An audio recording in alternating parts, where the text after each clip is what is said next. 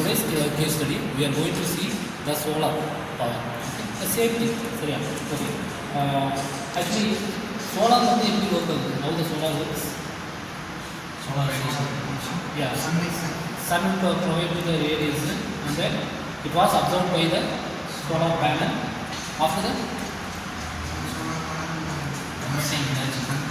it will convert the radiation into energy. What type of energy? Whether it's an AC or DC? DC energy. Okay, now it's what energy we are using? வீட்டில் நம்ம என்ன energy use பண்ணுவோம்? AC. So the panel will convert DC. Okay, it will produce DC, and we have to convert it into AC. Okay, so அதுக்கு நம்ம என்ன use பண்ணுவோம்? Inverter. Okay, DC inverter use பண்ணி convert it into AC. After that, we will store it in a battery, or we can connect it to. Okay, so இது வந்து basic concept. சரியா, அதாவது இதுதான் போயிட்டு சரியா.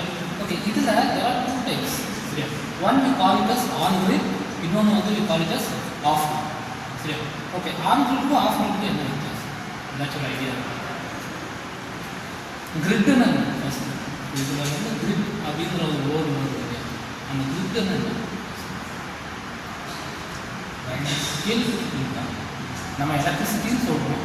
சரியா, டிரான்ஸ்ஃபார்மர் அப்படி இதுன்னு என்ன இருக்குது, அந்த கிரிட்னு என்ன மீன் பண்ணுவோம்?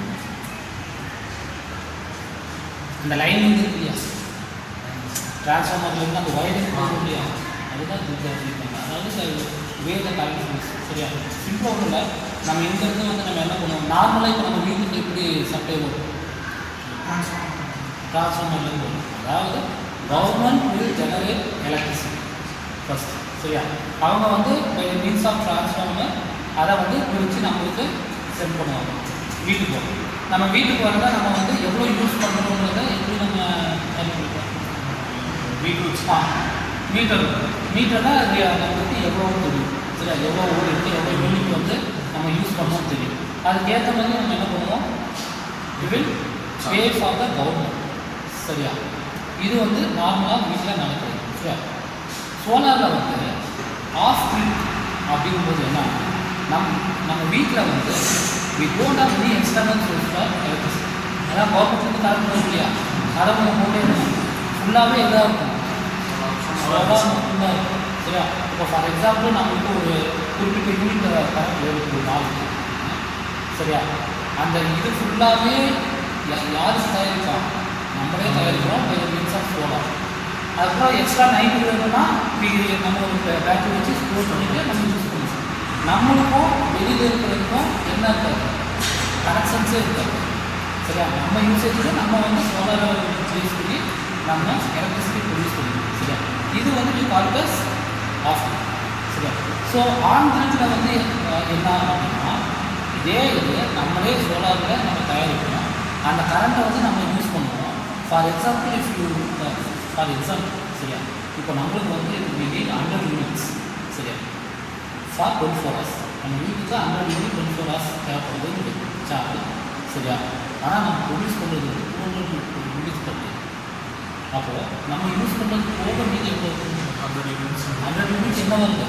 வேஸ்ட்டாக இருக்குது. அதுக்காக அவ்வளோ பேட்டரிஸ் வச்சு நம்மளால சேவ் பண்ண முடியுமா? முடியாது. மறுநாள் ஆனாலும் அது ப்ரொடியூஸ் ஆகிட்டே இருக்கும். சரியா, அப்போ அந்த எனர்ஜிஸ் எல்லாமே என்ன ஆகும்? வேஸ்ட் ஆகிடும். சரியா, ஸோ அந்த மாதிரி டைமில் நம்ம என்ன பண்ணுவோம்னா, நம்மளுடைய வீட்டில் இருக்கு இல்லையா, அங்கேருந்து கவர்மெண்ட்டுடைய இருக்கு இல்லையா காசு, அதுக்கு நம்ம சப்ளை பண்ணுவோம். அதாவது என்னன்னா, கவர்மெண்ட்டுக்கு வாங்குறது மட்டும் இல்லாமல் we are giving or produced electricity to the government. சரியா, அப்போ என்ன பண்ணுவாங்கன்னா, இந்த கவர்மெண்ட் பெய்யுத பண்ணுவோம். கரெக்டான நம்ம கவர்மெண்ட்டில் வந்து வாங்கினா நம்ம காசு கட்டுறோம் இல்லையா, அதே மாதிரி நம்ம ப்ரொடியூஸ் பண்ணி கொடுத்தாலும் கவர்மெண்ட் வில் பேஸ். சரியா, அப்போ இதுதான் கால் இட் அஸ் ஆன் கிரிட். சரியா, அப்போ ஆஃப் கிரிட்டில் என்ன, எக்ஸ்டர்னலாக ஒரு ரிசோர்ஸும் இருக்காது. ஆனால் ஆஃப் கிரிட்டில் ஆன் கிரிட்டில் என்னென்னா, நம்ம வந்து அந்த எக்ஸ்டர்னலாக நம்ம வந்து சப்ளை பண்ணுவோம். சரியா, ஸோ இதில் பார்த்தீங்கன்னா எது வந்து பெஸ்ட்? On grid. சரி, அட்வான்டேஜஸ் அப்படின்னா என்ன சொல்லுங்கள்?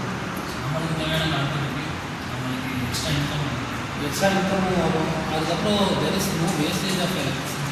ஏன்னா நமக்கு தெரியும் மேக்ஸிமம் வந்து எல்லாமே அந்த பவருக்காக தான் இங்கே போய் ஒர்க் பண்ணுறோம். சரியா. ஸோ அப்படி பார்க்கும்போது வந்து அந்த எலக்ட்ரிசிட்டி ரொம்ப கம்மியாக தான் இருக்கும் சரியா. ஜென்ரேட் பண்ணுறது கொஞ்சம் கஷ்டம் சரியா. அதே சமயம் when it comes to solar இதுக்கு மெயின் ட்ராபேக் என்னன்னா அந்த இனிஷியல் காஸ்ட் எல்லாருமே தெரிஞ்சிருக்கும் சரியா. ஏன்னா நம்மளுடைய அந்த இனிஷியல் காஸ்ட் வந்து கொஞ்சம் அதிகம். அதே சமயம் நம்ம வந்து கொஞ்சம் கேர் இருக்கும். மெயின்டெனன்ஸ்னால் பார்க் மெயின்டெனன்ஸ் வேறு, அது நம்மளுக்கு தேவையில்லை. பட் ஏதாவது ஒரு கல்லோ ஏதாவது இதோ வந்து இது எல்லாமே டேமேஜ் பண்ணுறதுக்கான வாய்ப்பு. ஸோ அதையும் நம்ம பார்க்கணும். Okay. So this is overall case study of solar.